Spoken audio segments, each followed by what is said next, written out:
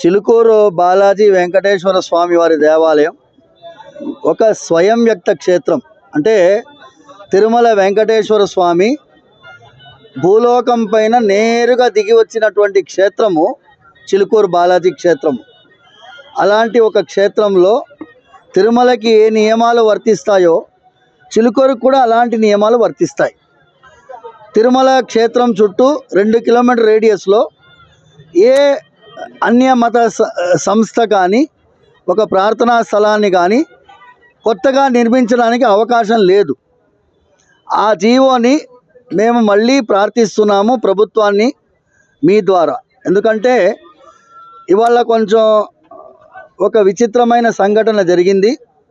నూతనంగా ఒక మస్జిద్ నిర్మాణం చేయాలనేటటువంటి ప్రయత్నం ప్రారంభించినందువల్ల వాళ్ళు కూడా మా సోదరులే, వాళ్ళంటే మాకు అభిమానమే.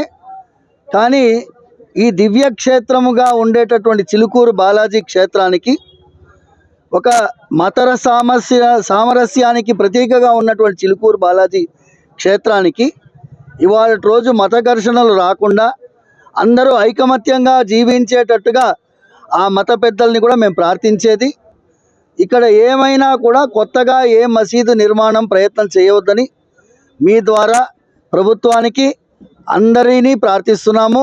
యథాతథంగా ఉండే విధంగా, ఇంతకుముందు ఎలా ఉండిందో అలాగే ఉండే విధంగా ఈ ప్రస్తుత పరిస్థితిని కొనసాగించాలని మన పోలీస్ యంత్రాంగాన్ని, కలెక్టరేట్ గారిని ప్రార్థిస్తున్నాను.